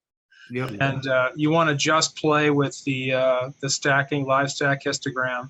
You can leave the white level alone. You can leave it all the way over to the right. It doesn't really make any difference. I typically leave it alone. I would move the black level all the way to the peak of the luminance curve, which is the white line. So I would move it left. Yeah, I would stick it around there. Although I've never seen such a difference in such a disparity, the distance between the luminance channel and the color channels. That's kind of interesting. What happens if you hit the auto stretch here? Okay, no, actually, sorry. I meant the auto adjust for the colors, not the auto stretch. All right, let's go back. Yeah, so go ahead and move that one to the top of the luminance channel. And then the mid-level back over. And then keep going until you can see something. There we go. And so we're getting a little something. Now hit the auto color balance, the lightning bolt on the auto color balance. Hopefully that'll bring things back together again. Right now the red is just crazy out of. And sometimes that doesn't move for me. It doesn't. I have to use the star one. That's so weird. Do you have a moon out tonight there, Brian? Oh no, it's no moon. Okay. Not till later. See if I hit it works based on star color, but it doesn't work based on histogram peak, which is really weird. There isn't even a blue line on the graph. It's flipped off to the left. And that could be something I'm doing wrong, guys, for sure. No. I don't know. So I appreciate the diagnostic. It used to be there. Just to take out the doubts, why don't you restretch the display histogram one more time? The reset button over on the side, smaller histogram. No change. So you can see there is a blue in the display histogram. Where is the blue channel in the stacking histogram? What happens if you reset it all? Try resetting the colors. There is no blue. Yeah, where's the blue? Yeah, the blue's not there. It stepped away. Yeah. So the color balance in the image controls are those typical values for this camera? Because it looks like the blue is turned way down there. Oh. It's set to auto, but I typically change them not to auto and leave them at 50 and 50. I'd go back to doing that. That's where I put mine. Of course, doing this means you'll probably have to restart your stack. Restart and reset. That's fine. Well, I just like to get the blue histogram peak back in the live stack. Yeah. That's really weird that it has disappeared. Yep. Let's see what the next sub brings in. Are these live images Yes. coming in? Yes, Yes. 15 Okay, good. second. Yeah, 350 gain. It's not there. There's some Oh, blue. well, it is. It's just really, really low. Really, really Why? low. Real low. Well, It's way remember- down there. What filter do you have? Just a IR cut. said. Yeah, he's been running that filter all night though, and we had all 4 curves before, Yes, so yes, something we has did. changed. Yep. Why don't you just manually raise the blue slider now, Brian? Okay. It should be close though. Yeah, it should be way. I mean, it disappeared. No, that just changes its level, not its amplitude, or not. It changes its placement, not its amplitude. Right now, Right. this is Right. indicating the blue channel is basically almost not null there. and void. Yep. But increasing it here. It's what it's actually what it's almost like what it's seeing. When you bought the scope, Brian, did they offer you a blue part of the scope, or maybe you passed up the blue part of this telescope? I bought the scope from Steve G. He's out in Seattle. I bet he still got the blue. Yeah, he must have kept the blue out there. You know, it's Now, probably kind of blue in Seattle. And just thought he'd keep it. You know. An hour ago, we were dealing with all 4 curves. Yeah, when you had the Yeah, whale no, galaxy, we were. the whale galaxy had all 4 peaks, definitely. So We must something find a has some different target. setting has changed somewhere. Some Is this setting a has cool- changed. Is this a cooled camera? Yes. Do you have? Yeah, and he's right on his target too. Okay. Yeah. I didn't see. Yeah, right down there at the bottom of the sharp cap in the Yeah, no, status bar. the pictures were covering it. That's all. Yeah. I see it now. Huh. Uh, Display histogram. I Looks wonder, blue is in there, sort of. under the cameras option, disconnect the camera and reconnect it just for giggles. okay. Will that stop Yeah. the live stacking? Oh, Yeah, yeah. it will. Yeah, it will. Or even just restart sharp cap too if this doesn't Oh, work. yeah, of course. That's true. Clear the stack. What version of is this? Is 3.2, right? 3.2 64-bit. I would go ahead and do the 4. You know, he released the 4 today. Okay. Oh, he did. Yeah, Wow. it's the release version too. It's no longer No longer the beta. Although I've been using the betas for months and they've been working great. So Me too. Yeah. Now, they've been now really he- good. Now he figures it's ready for release on this one. Now I'm going to close it and start it back Yeah. because it's acting kind of funny now. Let's see. So Doug, tell me again, in OBS, you have so you set OBS somehow as an output as a virtual camera in OBS? Yeah, you want me to just share my screen and point to that? Sure. Okay. Brian, while you're Oh, doing that, Brian I'll is Brian's Yeah, go ahead. Go rebooting. ahead. Yeah. Take the I'll pressure off Brian here. Yeah. just share the screen. Okay, so here's OBS. You guys seeing this okay? Yep. Let's see, am I showing You're OBS showing or am us. Yeah, Brian's screen. we're seeing your whole display, so we're seeing everything, your desktop, everything. Oh, good. Okay. So let's see how here I just have the Can you Logitech. maximize it? Yes, I sure can. Let me just draw it like this. See how here I have a scene called Logitech full screen, Okay.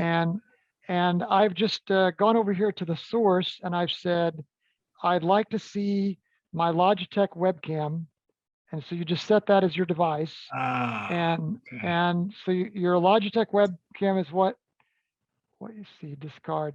Your Logitech webcam is what you want to see in this scene.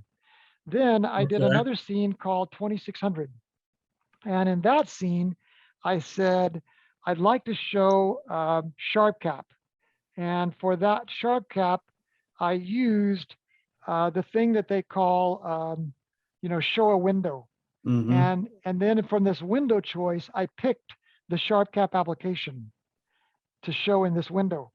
And then after you after you make that window, you can add anything else you want on here. So then I said, I want to add a scene, because you notice when you say plus here, you can Right. add a scene and it lets you Right. pick from any scene that you've already set up. So you're actually adding an OBS scene on Right. top of another OBS scene. So I added the Logitech full screen camera that I just did. And once you do that thing, see how it's down here? You can Yep. Oh, place yeah. that camera anywhere you Oh. want on the screen, so it's out of your way. And then you can also do it kind of off. You can say, I just want to make it small or something, however you want to do it. And then you can make it disappear with this little eyeball here and make it come back. And that way you can see what it's obscuring. And then when I was showing pictures, I was using pictures here like this. What I did there is just did add another scene. And in this particular scene, I want to add, like, for instance, I said image. And then you Right. just go and pick the JPEG or the PNG that you have.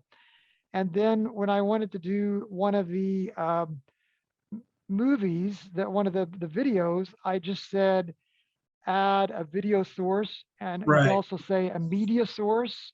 And it even has, this is a VLC video source. It uses VLC as the player. You Right. can pick out a Perfect. media source.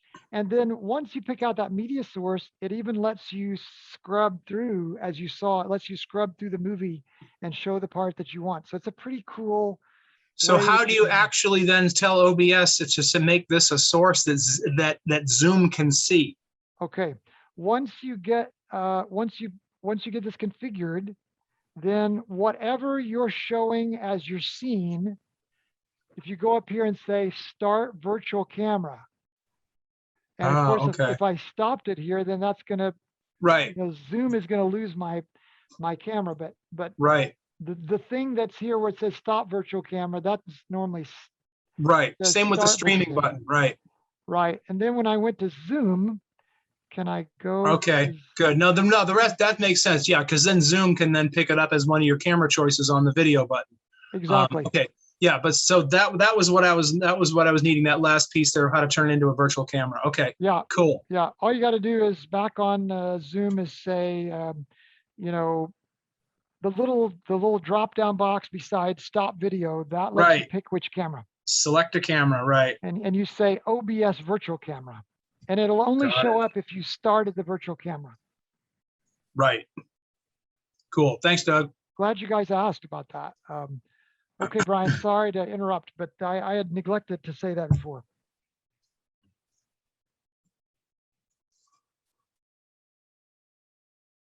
Okay, so everything's been reset. SharpCap relaunched. Still no blue. Still no blue. No Still blue. no blue. Yeah. Hmm. I can try a Wow, different object if we want to.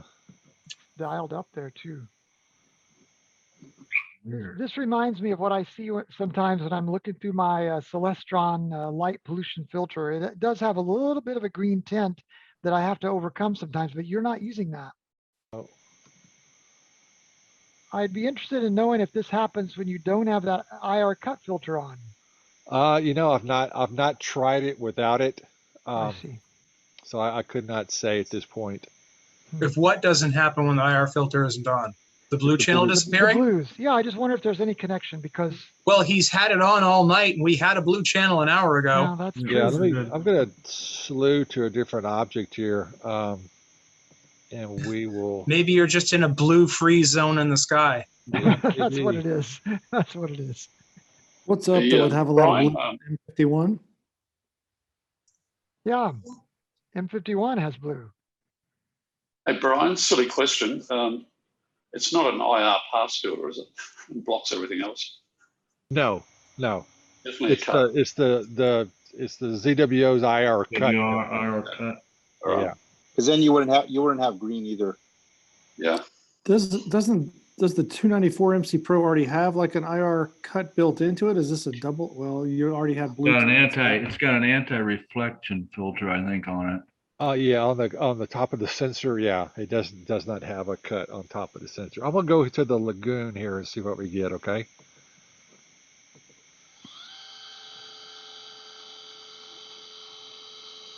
kind of in curious fact, in that I just processing menu. What there I is uh, there. I imaged all of these things, and I had a blue channel in all of my images, so I don't think this is going to be based on the object, but So My concern would be something with the camera.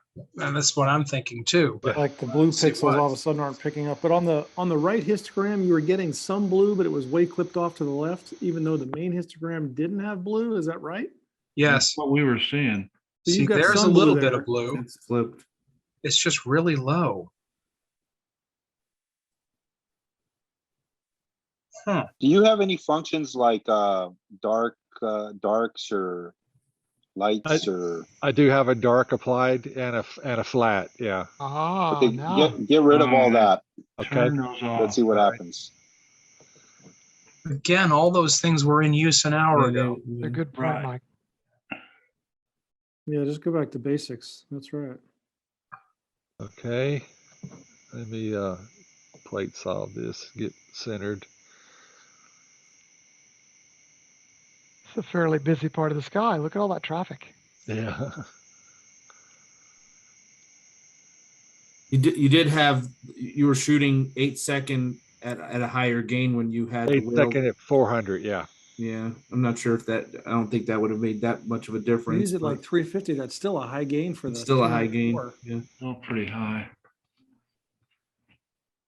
I mean, usually that's what's considered high for that Yeah, I camera. mean, I Yep. use that camera 121 and definitely get a blue channel. So There it is. Oh, there's a blue. Yeah. It's Isn't back. that crazy? We're on the same image? No, we're on the Lagoon Nebula now. Yeah, we should have stayed on the same image to see what would have happened, but But this shows us there's nothing wrong with the camera. right. Yeah. No, it's not the camera. Well, the biggest thing he changed was removing the flats and The darks. flats Calibration and the frames. darks. Yes. I don't know. So I bet something if in you, there Those- goofed up. But those were there earlier, like Mike said. Those were enabled. yeah, I bet if you put them back, I bet. let me ask you this: were your calibration frames taken at a different gain? No, they were at the game we were shooting at.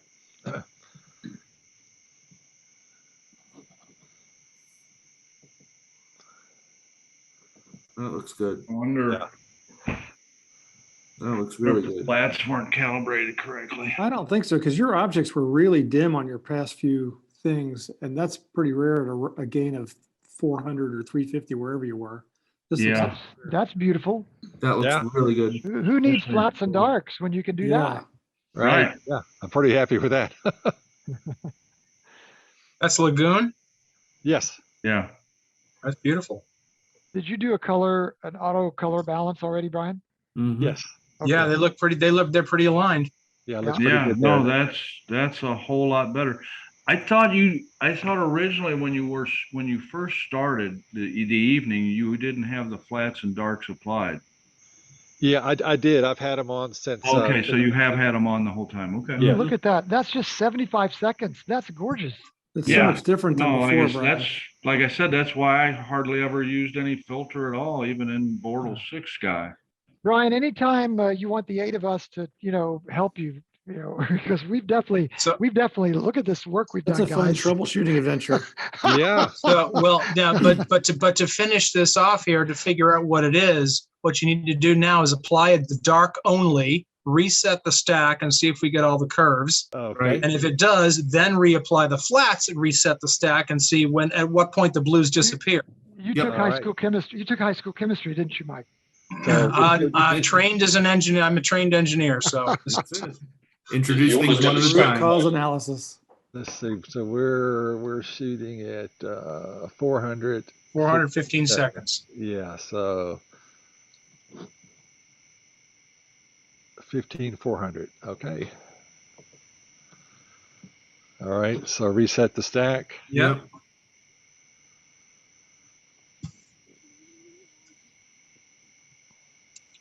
I appreciate y'all's help, guys. Appreciate your stretch. Okay. Yeah. Yeah, it's still there.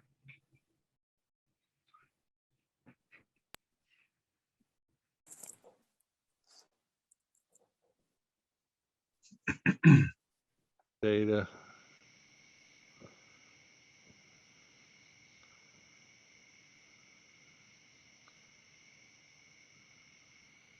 So it looks like with the dark applied, the gain may have to be increased. Or exposure. Good point. Because your peaks are clipped. Right. Yeah, that's a big. I'm curious how you made that dark.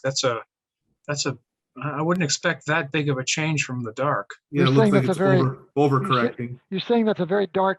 Is that right, Mike? Yeah, and I very well could have done it wrong. I mean, I just, when I saw was setting up this evening, I had the lens cap on, and I just set the exposure and the gain, and then shot 10 darks. What about the temperature? I had it at 10 Celsius. Yeah. So it's very possible I could have done that. Best. And you did. I'm assuming you didn't have a flat applied while you created the darks. I think Yeah, Sharp Cap gives you Sharp Cap error won't let you message. do that. Yeah, it Yeah. won't let you do that. I don't see how that could have messed up the dark then, but it is a very dark. Okay, let's put the dark at none. Okay. Apply the flat.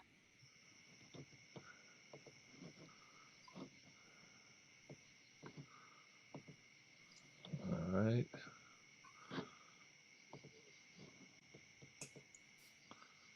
Oh, that flat was from June 2nd. Yes, it's an old. I was under the impression that flat. Once you do a flat, if you have the imaging train, it doesn't change, right? The flat's a flat. So it's the temperature. No, No, no, no, no, no, not at all. Not at no. all. The only way you can reuse flats is if you've got an observatory and your optical train says set up permanently. The only Okay. thing flats will tolerate is very small focus changes. That's it. Any Okay. other change in your optical train, you have to redo the flat every night.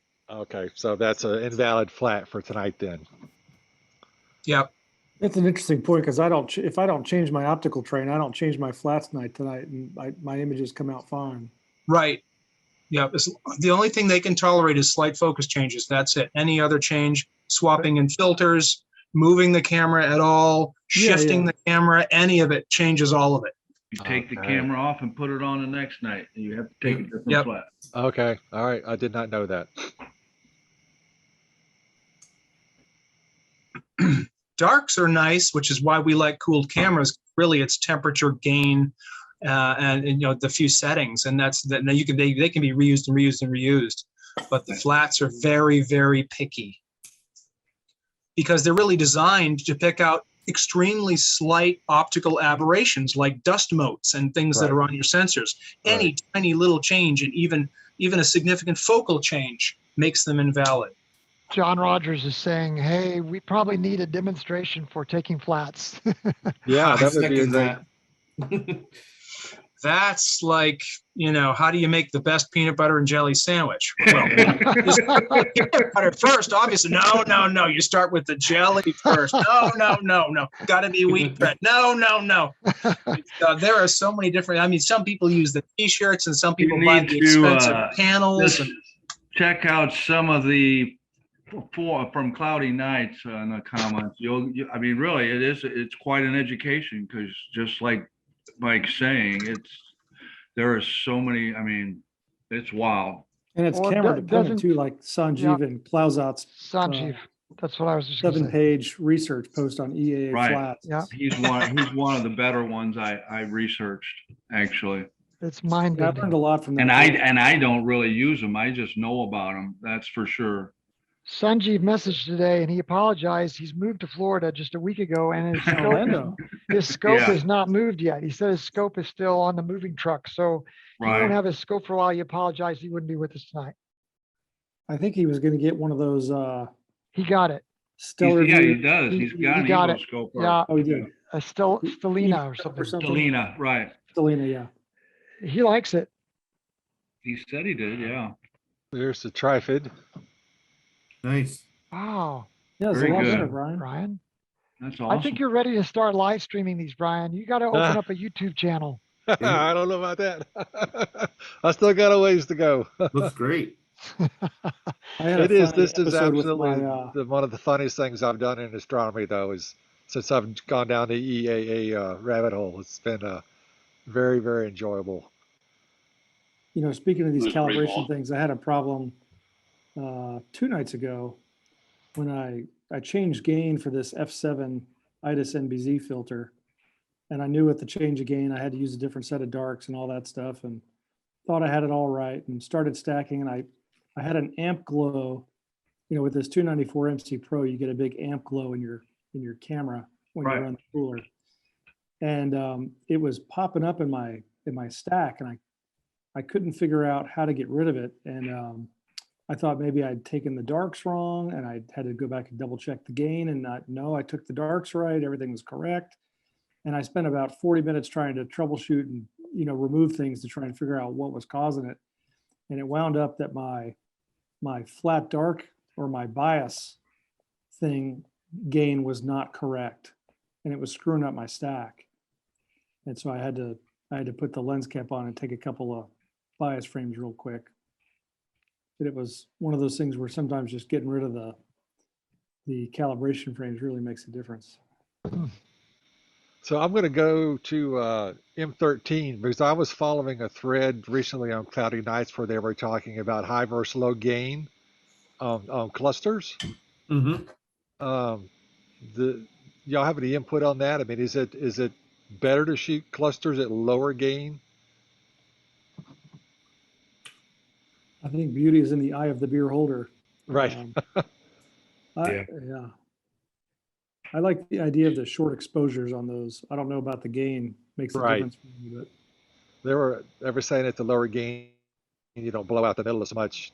Let me see. Yeah, I think, Brian, star clusters are a bit of a challenge because they do blow out very easily, particularly if there's any color in it that you're trying to bring out. Right. So I don't have an answer, but I think low gain, experimenting with low gain options probably makes some sense. I don't have any of my pictures here to check because I don't have my drive, but otherwise I could thumb through and tell you. I have experimented many different times on high gains and low gains just to see what would happen. I tend to leave my gain fixed. I use about a 300 gain on the 533 and a 200, I think, on the 183. And the only thing I ever modulate is exposure. And there are some people who will stack, like with clusters, they will use a lower exposure, stack a few, and then change the exposure time to stack a few more and get a mixture of them in there sometimes. But they are, like Kim was saying, they are a challenge because the cores are really bright, and then you've got a lot of outliers that you can't pick up until you really increase your exposure. So it's a balance. Yeah, I think likewise. Mike said I it. think I've got a 533 and I tend to run the gain up quite high, usually around 300. I think around there, with enough live stacks, enough stacked images, I do get quite a pleasant image at the end. And it does its job. Brian, on that 294, I was doing a lot at 200 gain for a while, and I was filling up my wells on the 294 on bright things, and so I went back to Unity gain for just about everything. And I'm like Mike, I sort of leave it there unless I put the NBZ filter in, and then I need more. And Unity gain is 120, right? That's right. Right. So you can't really do short exposures at that low gain, can you, Jeff? Yeah. Really? The 294 is a super sensitive camera it's very even sensitive. for an OSC. It's got such large pixels. It's great if you've got 800 or more millimeters of focal length. Me, I'm too short, so it's undersampled for me, but they're great cameras. Okay, so this is I run Unity the gain, 294 on the 102 and the 533 on the 904. Can you guys see my iPad? Yes. This is interesting. That's that Wise Cam 3 deal.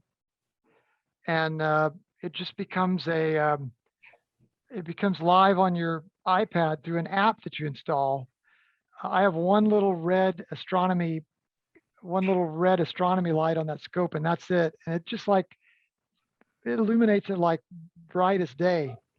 In fact, that's too much light. As you can see, it's blowing it out. You can see that little box on top of the RASA. That little distribution box is up there. Oh But yeah. the other thing I do is I run a little app called Reflector 4 in Windows. And if you're on the same internet source as the Wi-Fi that's running the iPad, then the Reflector 4 picks up the iPad as a window, and then in OBS you can treat that as a webcam, and then bring in your scope view as a source in OBS as well, all through this Wise Cam 3, kind of a poor man's version of a webcam out at your scope. And it helps me because my scope's out there, 200 feet away, and it's out in the dark. I'm not looking at it, so it helps me see if anybody's stealing my telescope too. Or if your scope is going to crash into your mount or whatever. Exactly. Yeah. You got a lot of moving parts, Doug. Let me tell you, Oh, my head too would many. explode, brother. Too many. Hey, Doug, And Wise that's Cam. coming from a vascular surgeon. That's right, man. Hey, Doug, the Yes. the Wise Cam 3, I assume that puts out some sort of IR heat Yes. to pick up images at night. I assume that doesn't impact your images, your imaging, or not? No, I don't think so, because it's such a tiny amount. I think it's minuscule. Okay, I had a security camera out the back on my scope for a while there, but it was lighting up the backyard and actually impacting the images as well, which was Is not a that good thing. right? No, this So I is don't do that anymore. So such a tiny. perhaps I need a better UV IR cut filter or something. This 2600 does view IR, but it doesn't seem to affect it in the least. It's such a tiny amount of IR. Might need to go up in exposure rather than down at that low gain. Right.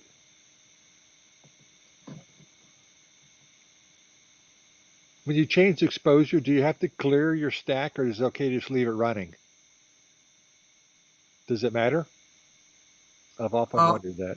I think you can know. I think it'll stack different exposures in the same stack. Okay. Okay. The question is, when changing exposures, you will change the number of background stars, and so depending on what stars SharpCap is using to do its alignment, Right. It'll start failing alignment. So you'll start dropping. You'll start ignoring subs. Right. So that's the one tricky part. And suddenly you've got a really steep, narrow histogram curve. So what changed there? He lowered his gain to 120. Yeah. Wow. Might want to turn logarithmic off. No, okay, that made it worse. Never mind. Yep. This is fun to watch.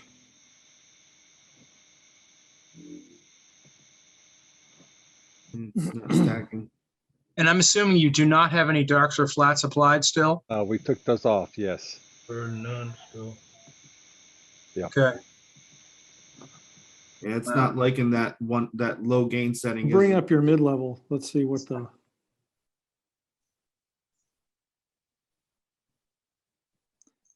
Is there a way to stretch that view out so that you can see more of the histogram, or no? That I don't know. No. I don't think so. Right. No. Interesting. It's not stacking. It's already ignored the high level. Yeah. That's not. Yeah. You might. I think you might want to go back to like 150 or 200. Yeah, I think I've read about this too. And again, I'm not a SharpCap expert, but the gain in SharpCap is not the same as the gain for the camera. So Yeah. 120 in SharpCap is not a 120 on the 294. Right. They're not a 1-to-1 match, and I don't think there's any formula that tells you what the gain in SharpCap is on That's good to know. the camera. ASI is different. The gain on that is the gain on the camera. I just 'cause it's believe all ZWO. if you tell SharpCap, if you've installed the ASCOM driver for the ZWO camera, Oh, really? and tell SharpCap to use the ASCOM driver rather than the built-in driver that it has for the ZWO camera, then then the two values correlate. correlate again. Oh, okay. Wow. Interesting. I didn't know that. I believe that's the case. Me neither.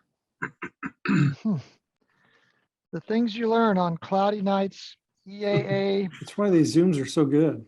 Yeah. Absolutely. Brian, have you ever heard the story of how we did the Messier marathon in March? No, I have not. We You haven't did watched the video? Oh my Yeah, gosh. I haven't watched the video. No, I've been meaning to. we did a 12-hour version of the video, and then we did a 30-minute version in case somebody doesn't have the whole day to watch. In the 30-minute video, you kind of get a sense of the fun of the night. But as a part of the discussion, we said, we should do these throughout the year.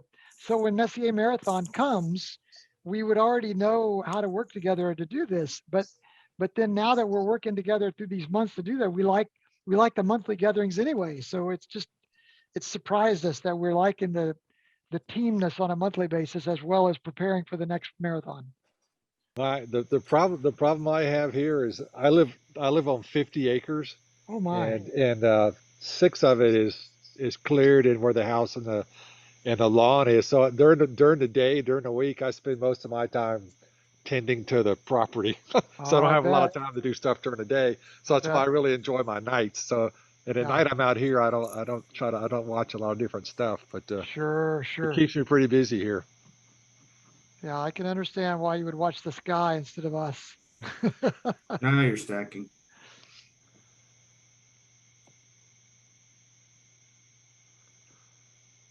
That looks pretty good. Mm-hmm. Yeah. Zoom in.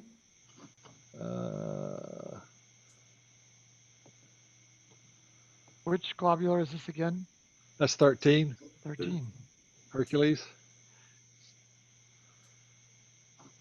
So Brian, if you put your mouse over the view window in SharpCap, hold the control button down and mouse wheel, it should scroll for you. At least on most computers it does. Over the view button? I'm sorry, So where? yeah, so you Right hold where your you are control, now. you hold your control key down and then scroll the mouse wheel. And that should, Oh, there yeah. you go. There you go. So that's how you can dynamically do it rather than using the drop down. Sure. Okay, great. Thank you.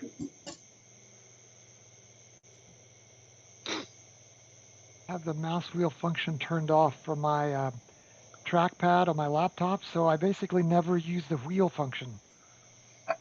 Now you know what you're missing. Mm-hmm. I've seen you do that on your live streams, Mike, and I thought, yeah, I got to get a mouse that has a wheel. Anything else y'all'd like me to try to So one thing you can do now, once you have like that, your black level set to the peak on the histogram, right? You can see how those 2 bars, the black level and the mid level, are if you look to your right and look at the display histogram stretch, that's like a zoomed in area of what's between those 2 lines. Right. So you can actually bring the black level that's there and bring it to that peak, and you'll start to like you're kind of like fine tuning the black level so that you can get rid of any so see how you got rid of some of the background noise and turned it into a deeper black, and then you can do the same thing with the mid level on that histogram, and it's kind of like a fine tuning without having to shift the mid level on the main histogram. Okay. I never really messed around with the mini histogram. You don't have to. I mean, typically you can get everything you need out of that one. I've just noticed that you can kind of do some finer adjustments with that one once you have the main histogram set where you want it. Excellent. Are you using a mouse or are you using a trackpad on a laptop? I'm using a mouse, yeah. Oh, mouse well, people with a mouse also like holding down the shift key when you're using the live stacking histogram. Have you ever tried that? No. If you hold the shift key down and move the mid-level, notice that it moves on a very finer scale. So shift drag. And you have to drag it a lot to get it to move a little bit. Yeah, I see that. Yes. Very fine tuning. If you've got a mouse, that works well. It's a little harder on a trackpad, I think. Does it do it for the black as well? It does. Yep. Yes. And that's where, in fact, it's most useful, getting it right on the peak. Right. Guys, do you guys ever go just a little bit to the right of the peak? Oh, no, Doug, you don't ever want to do that. Yes, yes, I do. No. Oh my God. I try to go a little bit to the right of the peak. That's just how you are, Doug. He's just right at the peak, huh? So you notice, like, if you're as you're moving that black level, notice how it's affecting the black peak on the display histogram stretch on the right hand side. Okay.